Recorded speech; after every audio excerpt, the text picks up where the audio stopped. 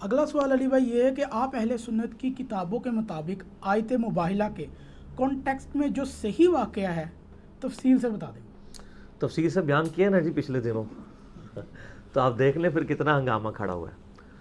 آپ پتہ وہ ایک مولانا صاحب اہل حدیث مکتبہ فکر سے تعلق رکھتے ہیں، پتہ نہیں کون ان کو جذباتی کروا کے مسلک کی مزید بدنامی پہ آمادہ کر رہا ہے، تو وہ کافی گرجے میرے اوپر، تو انہوں نے الٹا مجھے مباہلے کا چیلنج کر دیا کہ جی آپ میرے ساتھ آ کے مباہلہ کر لیں۔ پھر اس کے اوپر میرا ایک کلپ بھی آ گیا، دشمنان اہل بیت سے مباہلہ، آپ یوٹیوب پہ جا کے لکھیں تو آپ کو پتہ چل جائے گا۔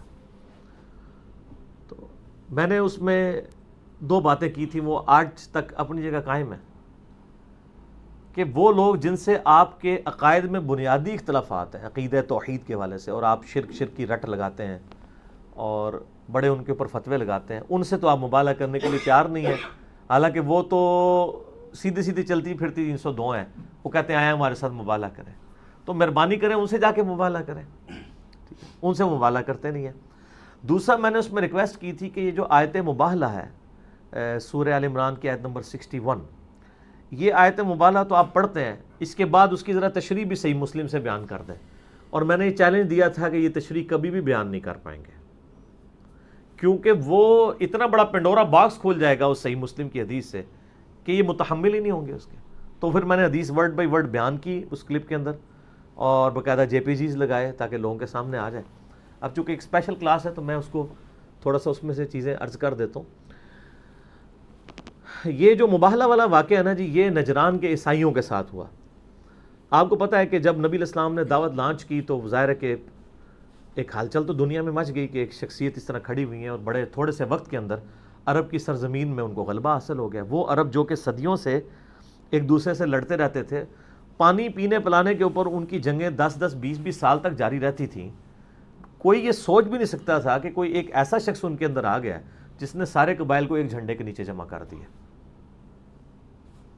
اور یہی اصل میں اللہ تعالیٰ نے عربیوں کی خوبی یوز کی ہے۔ جنگجو تو تھے، وہ ٹف ماحول کے بھی عادی تھے، ٹھیک ہے۔ اور ایک اور خوبی تھی کہ جب وہ بیعت کر لیتے تھے نا کسی کی، پھر وہ گردن ہی کٹتی تھی، وہ زبان دے دیتے تھے، پیچھے نہیں ہٹتے تھے۔ جو آپ لوگ صرف محاورتاً بولتے ہو مرد کی زبان، یہ مرد کی زبان جو ہے نا وہ عربیوں کی ہوتی تھی، لیکن کمزوری ان کے اندر تھی کہ چٹے ان پڑھ تھے، اور طوائف الملوکی تھی ان کے اندر، یعنی لڑتے رہنا آپس میں۔ ان کو یہ احساس ہی نہیں تھا کہ اگر ہم اکٹھے ہو جائیں تو رومن اور پرشین امپائر بھی لڑ سکتے ہیں، اس وقت کی سپر پاورز کو۔ اللہ تعالیٰ نے انہیں قرآن دے دیا علم کی شکل میں، اور نبی علیہ السلام کی مبارک ہستی کی شکل میں ایک لیڈر دے دیا جس نے سارے قبائل کو ایک جھنڈے کے نیچے جمع کیا۔ تو سر پھر دیکھیں رومن اور پرشین امپائر کس طرح تتر بتر ہوئی ہے، حالانکہ کتنی ماڈرن امپائرز تھیں وہ، ان بیچاروں کے پاس تو اسلحہ بھی نہیں تھا۔ وہ آپ عمر سیریز دیکھ لیں تو اس میں وہ ساری جنگ یرموک قادسیہ فلمائی بھی ہے انہوں نے۔ اب نجران کے جو عیسائی تھے اس وقت سمجھے وہ خانقاہ نشین، وہ بڑے بڑے بزرگ جو اپنی اپنی خانقاہوں پہ بیٹھے ہوئے تھے، وہ پوری دنیا کے اندر وہ اپنے ایک سسٹم لے کے چل رہے تھے۔ ان کو لوگوں نے اکسایا ہوگا، جس طرح یہاں پہ مولویوں کو اکسایا جاتا ہے کہ جی وہ انجینئر صاحب لانچ ہوئے ہیں تو اسی طرح مناظرہ کرو انہوں نے جا کے۔ تو جب بھی کوئی نئی دعوت لانچ ہوتی ہے تو یہی ہوتا ہے، تو ان کو بھی نا جنہوں کہتے ہیں نا اتھل دیڑے والی گل ہوئی نا کہ جاؤ جناب، تو وہ نجران کے عیسائی آ گئے نبی علیہ السلام سے یعنی ڈسکشن کے لیے آئے، تو مجادلے کے لیے تھے۔ مناظرے کا لفظ تو اردو میں استعمال ہوتا ہے نا، مناظرہ کہتے ہیں آمنے سامنے بیٹھ کے بات کرنا، قرآن میں لفظ ہے مجادلہ۔ مجادلہ ہے علمی جھگڑا کرنا، جسے ڈیبیٹ کہتے ہیں انگلش میں۔ ادعو الی سبیل ربک بالحکمہ والموعظۃ الحسنہ وجادلہم باللتی ہی احسن، بلاؤ اپنے رب کے راستے کی طرف حکمت کے ساتھ، اچھے باز کے ساتھ اور حکمت کے ساتھ، اور ان کے ساتھ مجادلہ کرو جو بہتر طریقہ ہے اس کے اوپر۔ تو وہ آئے تو مجادلے کے لیے تھے۔ نبی علیہ السلام پہ اللہ تعالیٰ نے سورہ آل عمران کی تقریباً شروع کی 50 کے قریب آیات نازل فرمائی، اور آپ علیہ السلام کو ایجوکیٹ کیا عیسائیوں کے فرسودہ عقائد سے متعلق۔ تو آپ علیہ السلام کو پتہ چل گیا کہ یہ ان کے اندر خرابیاں ہیں علمی دلائل کے ساتھ، وہ آپ علیہ السلام نے ان کے سامنے رکھے۔ الٹیمیٹلی جب انہوں نے ماننے سے انکار کر دیا، اب چونکہ دنیا میں اللہ نے پیغمبر کو منوانے کے لیے بھیجا ہوتا ہے، اور اس وقت ظاہر ہے کہ ایک بہت بڑا ایک آسمانی مذہب، آج بھی ایون بہت بڑا عیسائیت تھی، تو پھر اللہ تعالیٰ نے کہا کہ اب ان پہ حجت تو کر دیے تمام، اب آپ ان کو چیلنج کریں کہ اب یہ میرے جو واضح دلائل ہیں کہ عیسیٰ ابن مریم اللہ کے بیٹے نہیں بلکہ اللہ کے پیغمبر تھے، اس کے بعد اگر اب تم اب بھی ہٹ درمی پہ قائم ہو تو فَمَنْ حَاجَّكَ فِيهِ مِن بَعْدِ مَا جَاءَكَ مِنَ الْعِلْمِ، اے نبی علیہ السلام اگر اب بھی یہ جھگڑا کرتے ہیں آپ سے اس کے بعد کہ آپ کے پاس العلم آ چکا ہے قرآن کی شکل میں، فَقُلْ تَعَالَوْا نَدْعُ أَبْنَاءَنَا وَأَبْنَاءَكُمْ، تو ان سے کہ آ جاؤ بلاؤ اپنے بیٹوں کو، ہم بھی اپنے بیٹوں کو لے آتے ہیں تم بھی اپنے بیٹوں کو لے آؤ، وَنِسَاءَنَا وَنِسَاءَكُمْ، ہم بھی اپنی عورتوں کو لے آتے ہیں تم بھی اپنی عورتوں کو لے آؤ، وَأَنفُسَنَا وَأَنفُسَكُمْ، ہم خود بھی آ جاتے ہیں اور تم خود بھی آ جاؤ، ثُمَّ نَبْتَهِلْ، پھر ہم اللہ کے حضور گھڑ گھڑاتے ہیں، فَنَجْعَلْ لَعْنَةَ اللَّهِ عَلَى الْكَاذِبِينَ، کہ پھر جھوٹے پر اللہ کی لعنت ہو، وہ ادھر ہی تباہ و برباد ہو جائے۔ تو اب یہ نازل ہوا تو نبی علیہ السلام صحیح مسلم میں ڈیٹیل حدیث موجود ہے، نبی صلی اللہ علیہ وآلہ وسلم سیدنا علی، حسن، حسین اور فاطمہ، وہی پنجتن پاک، ان کو آپ علیہ السلام لے کے نکلے اور فرمایا اللہ کے حضور دعا کی، اللہم ہؤلاء اہل بیتی، اے اللہ یہ میرے اہل بیت ہیں۔ لیکن وہ نجران کے عیسائی بھاگ گئے، مباہلے کے لیے تیار نہیں ہوئے، پریکٹیکلی یہ مباہلہ ہوا نہیں۔ جس طرح غزوہ تبوک میں رومن امپائر للکارتی رہی مسلمانوں کو، 1.5 لاکھ کی فوج لے کے آ کے بارڈر پہ بیٹھ بھی گئے، نبی علیہ السلام 30,000 کا لشکر لے کے گئے تو وہ پہلے ہی بھاگ گیا، اور آپ علیہ السلام 40 دن تک پھر وہاں رہے اور ارد گرد کے عرب قبائل کے ساتھ آپ نے معاہدے کر لیے، اور پوری دنیا پہ داغ بیٹھ گئی کہ یار کیسے روم بھاگ گئے، تو یہ تو اب دعوت لگتا ہے کہ یہ کسی سے تھمے گی نہیں، اور وہی ہوا، ورنہ جنگ یرموک تو وہیں پہ ہو جانی تھی، غزوہ تبوک کی یرموک ثابت ہونی تھی اگر وہ آمادہ ہو جاتا ہے۔ تو یہاں پہ بھی آپ دیکھیں عیسائی جو ہیں وہ آمادہ نہیں ہوئے اور بھاگ گئے۔ لیکن اس واقعے میں اہل بیت کی شان اس حوالے سے سامنے آئی کہ نبی علیہ السلام کی کم از کم 9 بیویاں موجود تھیں، آپ اپنی کسی بیوی کو نہیں لے کے گئے۔ ویسے اب علماء یعنی کہتے رہتے ہیں وہ نساء سے مراد جو ہے وہ بیٹیاں ہیں، کیونکہ ابناء کے ساتھ ذکر ہوا ہے۔ ان کو پتہ نہیں قرآن پاک کا اسلوب یہ ہے، قرآن پاک میں تھرو آؤٹ بیٹیوں کے لیے علیحدہ سے صیغے استعمال ہوتے رہے، ٹھیک ہے۔ تو باقی نبی علیہ السلام کو ظاہر وحی کے ذریعے بتایا گیا کہ آپ نے کن عورتوں کو لے کے آنا ہے۔ اگر اللہ تعالیٰ بیویوں کو کہتا تو وہ بھی اہل بیت ہیں، لے کے جا سکتے تھے، لیکن اللہ تعالیٰ نے سیدہ فاطمہ کے بارے میں فیصلہ کیا، جیسا کہ سنن نسائی کے اندر حدیث موجود ہے کہ سیدنا ابو بکر و عمر نے بھی سیدہ فاطمہ کا رشتہ مانگا تھا، یہ صحیح سند کے ساتھ ہے، تو نبی علیہ السلام نے انکار کر دیا، فرمایا کہ چھوٹی ہے وہ تو اللہ کے ڈیوائن علم میں تھا نا کہ ابو بکر و عمر نے داماد نہیں بلکہ سسر بننا ہے، اور بعد میں جب سیدنا علی نے رشتہ مانگا تو پھر نبی علیہ السلام کو وحی کے ذریعے بتا دیا گیا تھا، سیدنا علی کے ساتھ نکاح ہو گیا سیدہ فاطمہ کا۔ تو یہ اللہ تعالیٰ کے فیصلے ہوتے ہیں۔ تو یہ پورا مباہلہ والا واقعہ ہے۔ تو جو ہمیں مباہلے کے چیلنج دے رہے تھے، میں نے ان کو کہا تھا کہ آپ کے اندر اتنی اخلاقی جرت نہیں ہے کہ یہ مباہلے والی حدیث جو ہے وہ آپ اپنی پبلک میں صحیح مسلم کی یہ 6220 نمبر حدیث انٹرنیشنل نمبر کے مطابق آپ یہ حدیث پبلک کو آ کے بیان کر دیں کہ اس کے اندر ہوا کیا تھا، اس حدیث کے اندر کیا ہے۔ آپ یعنی تفسیر اٹھا کے دیکھیں نا تو یہ جب بھی لکھیں گے نا اس حدیث کا آخری پورشن لکھتے ہیں مباہلے والا، حالانکہ حدیث سٹارٹ ہی پیچھے سے ہوتی ہے کہ سعد ابن ابی وقاص سے حضرت معاویہ رضی اللہ تعالیٰ عنہ کہتے ہیں کہ اے سعد آپ کو کیا چیز منع کرتی ہے کہ آپ علی ابن ابی طالب پر سب نہیں کرتے، اور اس میں الفاظ ہیں امر معاویہ نے انہیں حکم دیا، جی۔ تو پھر پوچھا کہ آپ کو کون سی چیز روکتی ہے کہ آپ علی پر سب نہیں کرتے۔ آپ دیکھیں اس کی تعویل کتنی وہ عجیب و غریب کرتے ہیں۔ ایون شیخ زبیر لزئی صاحب نے بھی اپنی وفات سے کچھ عرصہ پہلے جو رسالہ ان کا میرا 100 نمبر الحدیث تھا نا، تو اس میں انہوں نے ایسی تعویل کی ہے کہ یقین کریں ہم ان کے لیے دعائی کرتے ہیں کہ اللہ تعالیٰ ان کو معاف کرے۔ وہ کہتے ہیں وہ اصل میں حضرت سعد کو حضرت میر معاویہ رضی اللہ تعالیٰ نے کسی کام کے سلسلے میں بلایا ہوا تھا، اے نال کہانی خود اٹیچ کر رہے ہیں، مسلم شریف میں کہیں نہیں ہے، تو انہوں نے کہا آپ تھوڑا آگے آئیں، اور پھر ان کا وہ کام سونپا، اور پھر ساتھ میں یہ پیرلل میں یہ بات کی کہ آپ کو کیا چیز منع کرتی ہے کہ آپ علی ابن ابی طالب پہ سب نہیں کرتے۔ اچھا، اتنی بڑی کہانی بنائی۔ وہ کہتے ہیں حکم کسی اور کام کا دیا تھا، پوچھا اس کا تھا، اور بھائی جس کام کا حکم دیا تھا اس کے آگے الفاظ دیکھیں، آپ کو کیا چیز منع کرتی ہے، یعنی میں حکم دے رہا ہوں تو آپ کو کون سی چیز منع کرتی ہے۔ امام ابن تیمیہ المتوفی 728 ہجری انہوں نے ہمارا مسئلہ حل کر دیا۔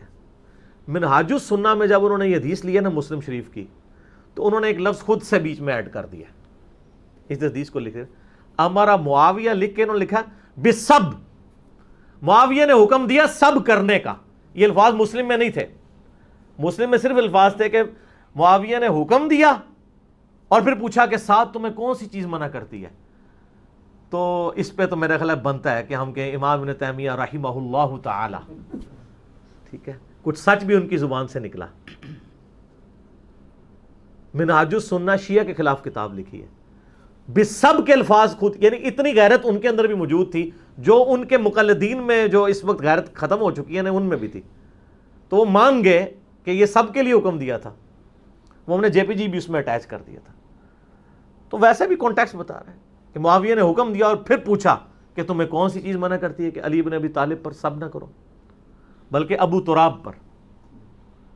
علی بن ابی طالب بھی نہیں، ابو تراب. اور یہ وہ جیسے جگت بازی ہوتی تھی نا، یہ جگت بازی تھی. ابو تراب، جب آل امیہ ابو تراب کہہ رہی ہو نا تو یہ نیگیٹو سینس میں ہوتا ہے. ہاں، اس میں الفاظ ہیں کہ آپ کو کون سی چیز مانی ہے ابو تراب کے اوپر، مٹی والے پہ. وہ حقیر سمجھتے تھے نا کہ مٹی والا. اسی کانٹیکس میں وہ صحیح مسلم میں بھی حدیث ہے 6229 غدیر خم سے اگلی والی حدیث، کہ سال ابن سعد السعدی کو ممبر پہ آل مروان نے بلا کر جو ہے وہ سیدنا علی پر لعنت کرنے کے اوپر آمادہ کیا. تو انہوں نے کہا میں کبھی بھی علی پر لعنت نہیں کروں گا. تو انہوں نے کہا چلو تم یہ کہہ دو ابو تراب پر لعن اللہ ابو تراب. اب آپ کو ابو تراب کا مطلب بھی سمجھ آئے گا. تم یہی کہہ دو ابو تراب پہ لعنت، مٹی والے پہ. تو سال ابن سعد السعدی نے کہہ مارا اور انہوں نے کہا ابو تراب تم چھیڑنے کے لیے کہتے ہو، مولا علی تو اس نام سے اتنا خوش ہوتے تھے، کسی اور نام سے ہوتے ہی نہیں تھے. اچھا، پھر وہ تھوڑے سے ڈیفینسو موڈ میں تھی. انہوں نے کہا اچھا یہ ابو تراب نام کیسے پڑا تھا؟ اس کو ان کو پتہ ہی نہیں تھا کہ یہ نام جو ہمارے لوگ بگاڑ کے لیتے ہیں یہ حضرت علی کی کنیت نبی علیہ السلام نے رکھی ہوئی ہے. انہوں نے کہا ایک دفعہ سیدہ فاطمہ اور سیدنا علی کی آپس میں کوئی میاں بیوی کے ناطے چپکلش ہوئی، تو سیدنا علی ناراض ہو کے چلے گئے. نبی علیہ السلام آئے اور فاطمہ سے پوچھا کہ کدھر ہے تیرا چچا کا لڑکا؟ تو انہوں نے کہا کہ مجھ سے ناراض ہو کے چلے گئے. تو آپ نے پھر کسی صحابی کو بھیجا، تو انہوں نے جا کے ڈھونڈا تو مسجد میں لیٹے ہوئے تھے، مٹی میں سو رہے تھے. تو انہوں نے آ کے نبی علیہ السلام کو خبر دی. اب یہ بھی ہو سکتا تھا نبی علیہ السلام کہتے ہیں اسے بلا کے لاؤ، آپ خود چلے گئے، اپنے مبارک ہاتھوں سے جسم سے مٹی جھاڑی اور کہا اٹھ ابو تراب، اٹھ ابو تراب، اے مٹی میں لپٹنے والے اٹھ. تو سیدنا علی کو اتنا پسند آیا کہ انہوں نے اپنی کنیت ابو الحسن کی بجائے ابو تراب رکھ لی تھی. تو وہ اس میں بھی الفاظ ہے امرا معاویہ، معاویہ نے حکم دیا اور پھر کہا تمہیں کس چیز نے منع کیا کہ تم ابو تراب کے اوپر لعنت نہیں کرتے، سب نہیں کرتے. وہاں پہ الفاظ ہیں سب نہیں کرتے. وہ کہتے ہیں لعنت کے تو الفاظ نہیں ہے، تو وہ تو صحیح مسلم میں 6229 میں موجود ہے کہ آل عمران الفاظ کیا استعمال کرتے تھے، لعن اللہ ابو تراب. انہیں جی وہ سب تنقید تھی جی. اچھا جی، خلیفہ راشد پہ تنقید کرنا پھر کس کی سنت ہوئی؟ امیر شام کی. اچھا، اس کے اوپر بھی بھڑک رہے ہیں، کہتے ہیں دیکھیں امیر شام کہتے ہیں. سر امیر شام ہی کہیں گے نا، اس کی وجہ یہ ہے کہ وہ ایک صوبے کے گورنر تھے اور انہوں نے خلیفہ راشد کے خلاف بغاوت کی تھی. وہ شام کے گورنر تھے. بعد میں وہ جو ہے وہ مسلمانوں کے پہلے بادشاہ بنے ہیں. ٹھیک ہے، آپ جو مرضی مطلب ساتھ الفاظ استعمال کرتے ہیں وہ آپ کی مرضی ہے، وہ یعنی خلیفہ راشد نہیں ہے. تو سعد ابن ابی وقاص نے کہا اسی حدیث میں مسلم شریف کی مباہلے والی جو ہے کہ میں نے 3 باتیں علی ابن ابی طالب کے بارے میں ایسی سنی ہیں کہ مجھے 3 میں سے ایک بھی مل جاتی نا تو میرے لیے سر اونٹوں سے بہتر ہوتا. یہ وہ شخص کہہ رہا ہے جو خود جید صحابی ہے، عشرہ مبشرہ میں سے ہے اور بخاری مسلم حدیث ہے. حضرت علی کہتے ہیں میں نے اپنے کانوں سے سنا ہے کہ نبی علیہ السلام نے فرمایا تھا غزوہ بدر یا احد کے موقع پر کہ 7 تیر چلا تجھ پہ میرے ماں باپ قربان. اپنے ماں باپ کو جمع کیا تھا سعد ابن ابی وقاص پہ، اور یہ شروع کے 5 مسلمانوں میں سے ہیں سعد ابن ابی وقاص. یہ ذہن میں رکھیے گا سر، سینئر اصحاب میں سے. تو سعد ابن ابی وقاص رضی اللہ تعالی عنہ کہتے ہیں مجھے تو علی ولی 3 میں سے ایک فضیلت بھی مل جاتی تو بہت تھی. پھر انہوں نے کہا پہلی فضیلت سنو کہ غزوہ تبوک کے موقع پر نبی صلی اللہ علیہ وآلہ وسلم نے عورتوں اور بچوں پر سیدنا علی کو اپنا نائب کے طور پہ چھوڑا، اور انہوں نے سیدنا علی رو پڑے کہ یا رسول اللہ میں اکیلا مجھے یہاں چھوڑ کے جا رہے ہیں. یہ پہلا اور آخری موقع تھا کہ آپ کسی غزوے میں شریک نہیں ہوئے نبی علیہ السلام کے ساتھ. تو آپ علیہ السلام نے ان کی دلجوئی کے لیے فرمایا کہ کیا علی تیرے لیے یہ فضیلت کافی نہیں کہ تیری میرے ساتھ وہی نسبت ہے جو ہارون کی موسیٰ کے ساتھ تھی, مگر میرے بعد کوئی نبی نہیں. تو اگر مولا علی نبی نہیں تو غلام احمد قادیانی دجال کہاں سے نبی بن سکتا ہے؟ ٹھیک ہے. اچھا, اب قرآن پاک میں اللہ تعالیٰ سے دعا مانگ کے جو اپنا ساتھی لیا تھا حضرت موسیٰ علیہ السلام نے, وہ ہارون علیہ السلام تھے, ان کے بھائی نبی تھے. وہ اس لیول کا سپورٹیو سیدنا علی تھے نبی علیہ السلام کے ساتھ. وہ طور پہ گئے تو موسیٰ علیہ السلام ہارون علیہ السلام کو چھوڑ گئے. نبی علیہ السلام تبوک پہ گئے تو مولا علی کو چھوڑ گئے. پھر کہا معاویہ دوسری فضیلت سن. غزوہ خیبر کے موقع پر آپ صلی اللہ علیہ وآلہ وسلم نے فرمایا تھا, فتح نہیں ہو رہی تھی, آپ فرمایا کل میں ایک ایسے شخص کے ہاتھ میں جھنڈا دوں گا جو اللہ اور اس کے رسول سے محبت کرتا ہے اور اللہ اس کے رسول اس سے محبت کرتے ہیں. یہ اس سے بڑی بات ہے. ہم تو سارے کہتے ہیں ہم اللہ رسول سے محبت کرتے ہیں. سر ہمیں یہ سرٹیفکیٹ اگر مل جائے کہ اللہ اور اس کا رسول بھی ہم سے محبت کرتا ہے, تو اس حدیث کے الفاظ ہیں, سعد ابن ابی وقاص کہتے ہیں ہمیں پوری رات نیند نہیں آئی. کہ وہ خوش نصیب کون ہوگا؟ تو صبح ہوئی تو نبی علیہ السلام فرمایا علی کدھر ہے, اس کو بلاؤ. تو آشوب چشم تھا, نبی علیہ السلام نے اپنے مبارک لعاب دہن ان کی آنکھوں میں لگایا, دعا دی اور اللہ تعالیٰ نے فتح دے دی. اچھا, یہ جو حدیث کے دو پورشن ہیں نا, یہ دونوں تیری میرے ساتھ وہی نسبت ہے جو ہارون کی موسیٰ کے ساتھ اور خیبر والی, یہ دونوں حدیثیں بخاری میں بھی ہیں. مولا علی کے فضائل والے چیپٹر میں شروع میں یہ دو حدیثیں ہیں. اور مسلم شریف میں ایک اور طریقہ ہے کہ ابو ہریرہ رضی اللہ تعالیٰ عنہ کہتے ہیں, جس کے بارے میں آپ لوگوں کے ہاں پایا جاتا ہے کہ بغض اہل بیت, میرا اس پہ بھی کلپ چڑھا ہوا ہے. ابو ہریرہ روایت کر رہے ہیں کہ میں نے عمر ابن خطاب سے خود سنا تھا, صحیح مسلم میں ہے. سر پریشان نہیں ہونا, یہ ساری حدیثیں اس 5B کے اندر موجود ہیں. ٹھیک ہے, جو کچھ میں بیان کر رہا ہوں. میں نے سنا تھا سیدنا عمر سے کہ وہ کہا کرتے تھے کہ مجھے پوری زندگی کبھی امارت کی خواہش نہیں ہوئی کہ مجھے امیر بنایا جائے, سوائے خیبر کے موقع پہ جب آپ نے فرما دیا کہ میں اس کے ہاتھ میں جھنڈا دوں گا جو اللہ اور اس کے رسول سے محبت کرتا ہے, اللہ اور اس کے رسول اس سے محبت کرتے ہیں. تو میری بھی خواہش ہوئی کاش مجھے مل جائے جھنڈا. تو یہ سیدنا عمر کا قول صحیح مسلم میں حضرت ابو ہریرہ روایت کر رہے ہیں, اسی یعنی انہی احادیث کے اندر. تو یہ دوسری فضیلت تھی. پھر ان کا معاویہ تیسری فضیلت سن. جب نجران کے عیسائیوں کا وفد آیا اور نبی علیہ السلام نے ان پہ دلائل تمام کر دیے, پھر مباہلے کے لیے اللہ تعالیٰ کی طرف سے آیات نازل ہوئیں, سورہ آل عمران آیت نمبر 61. تو نبی علیہ السلام سیدنا علی, حسن, حسین اور فاطمہ علیہم السلام اجمعین کو لے کر آئے اور اللہ کے حضور دعا کی, اللہم ہؤلاء اہل بیتی, اے اللہ یہ میرے اہل بیت ہیں. تو یہ آخری مباہلے والا پورشن سناتے ہیں.